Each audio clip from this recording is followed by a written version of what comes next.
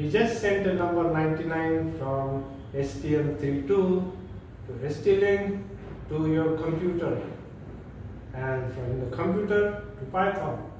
But here's what I didn't tell you. Nothing actually moved. No data packet flew down that wire. No 99 traveled anywhere. The word send is just a convenient fiction we used to make programming easier to think about it. In this video, I want to show you actually what happened. Because once you understand this, you understand all communication, Wi-Fi, Bluetooth, USB, the internet, and all of it. Start with the most basic question. What is wire? A wire is a conductor, a material that allows electrons to flow through it. Copper in most cases, but here is the important thing. When we talk about digital communication, electrons don't really flow from one end to the other carrying data. That's not what happens. What happens is more simpler and elegant. The wire is a conductor. When we apply a voltage at one end, the entire wire almost instantly reaches that voltage. And it's not because electrons rushed from one end to the other, but it's because the electric field propagates at close to speed of light. So when PA2 goes to 3.3 volt, the entire wire, including the end connected to the ST-Link RX, instantly goes to 3.3 volts. And when PA2 goes to 0 volts, the entire wire instantly goes to 0 volt. The wire isn't carrying data, it's sharing a voltage. That's the key. Let me prove this to you. There's one change that we need to do in our C code is I'm going to comment out the delay because we want to see the average out voltage in the multimeter, and so this would help us get there. So we comment that out, and now we flash the code again, and after we flash the code we see that's a success. We can again go to the terminal and run the Python code. We can see we are receiving the number 99. That's too fast because we have sort of removed the delay. I'm going to pause that. First, STM32 is powered and running the UART code. Python, as you saw, is transmitting. When we connect the PA2 via this multimeter to the RX port on the ST-Link, we see that the multimeter reads 1.5 volts. The voltage has dropped. And why is that the case? Because PA2 is now switching between 0 volt and 3.3 volt, roughly 9600 times per second. And this multimeter is far too slow to catch individual bit. It samples at maybe 2 or 3 times per second. So it shows the average of all those rapid switches.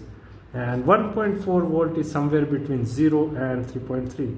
It's not exactly 1.65 volts because the specific bit pattern of the characters 99 carries return new line has slightly more high bits than low bits, but clearly not 3.3 volts anymore, as you can see.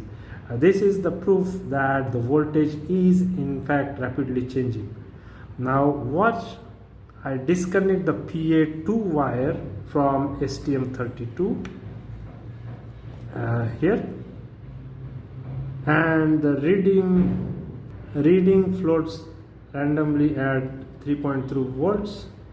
Now if I reconnect this back here, we can see that the voltage is back at 1.4 volts. So what is actually happening on this wire? Not data, not the number 99 traveling from one end to the other. It's just voltage changing rapidly, being measured at the other end right here in the ST-Link. So the ST-Link measures the voltage 9600 times per second. High voltage records a 1, low voltage records a 0, and after 8 measurements it has 1 byte. After 4 bytes, it has the string 99, carries return new line. After decoding, Python prints 99 on your screen. This wire didn't carry 99. The wire just changed the voltage. Everything else is interpretation. So what does UART underscore send string actually do? When our code calls UA string of 99, here's what physically happens. The UART2 hardware inside STM32 takes the ASCII code for 9, which is 57 in decimal, or 001110001 in binary format, and it arrives, and this is what drives PA2 to specific voltages in a sequence. Each voltage lasts exactly 1/9600th of a second, about 0.1 milliseconds. The ST-Link sits at the other end of the wire. Its job is simple: measure the voltage on the RX pin exactly 9600 times per second. Every measurement produces one answer. Is the voltage high? Is the voltage low? 1 or 0? And after 8 measurements, the ST-Link has 1001100.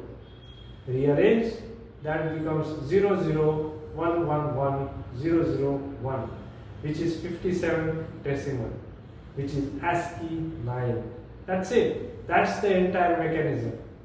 Why specifically 9600? Well, 9600 baud is a very old standard. It goes back to the days of telephone modems in the early 1960s. It's slow by modern standards, but extremely reliable. At 9600 baud, each bit lasts 0.1 milliseconds. That's long enough such that small timing errors don't cause any problems. And for our purposes, sending a few numbers per second from a sensor, 9600 is perfectly adequate. We are sending maybe 20 characters per second. At 9600 baud, we could send 960 characters per second. We are using just 2% of the available speed. Later in this series, when we send faster sensor data, we might increase to 115200 baud. Same principle, just 12 times faster. Each bit lasts 8.7 microseconds instead of 104 microseconds. Now let's zoom out. Everything I just described, voltage changing on a wire, measured at agreed intervals, interpreted as 0 or 1, that is the foundation of all digital communication. Wi-Fi, your router changes the amplitude and phase of radio waves billions of times per second. Your phone measures those changes and decides, is it this a 0 or a 1? Same principle, electromagnetic waves instead of a wire. Bluetooth, same idea, different radio frequency, shorter range. The internet, optical fiber cables carry pulses of light. At each end, a photodetector measures, is there a light right now or not light? Light equals 1, no light equals 0, billions of times per second. Your USB cable carrying this video to your monitor, differential voltage pairs, hundreds of millions of times per second. All of it, every form of digital communication humanity has invented reduces to the same question: is the signal high or low right now? The complexity isn't the physics. The physics is just voltage or light or radio waves. The complexity is the agreed upon rules, the protocol for what patterns mean and what speed to sample them. UART is one of the simplest protocols ever invented. 2 wires, agreed upon speed, sample at the right time. That's it. So why do we say send and receive if nothing physically ever moves? This is because it's useful. When you write a UART send string of 99, you don't want to think about voltage levels and sampling rates, you want to think about data. The abstraction lets you focus on what matters, what data you are communicating without ever thinking about how it travels. Good engineering is about choosing the right level of abstraction for the problem you are trying to solve. When you are writing application logic, think about data. When you are trying to debug a hardware connection, think about voltages. When you are trying to design a new protocol, think about timing. Understanding all these levels, data, voltage, timing, is what makes an embedded engineer. You now understand all three. Next episode, instead of always sending 99, the STM32 will send whatever it reads from a real sensor. Turn a physical knob, the number changes in real time. And in Python, that's where the data science meets the hardware. See you there.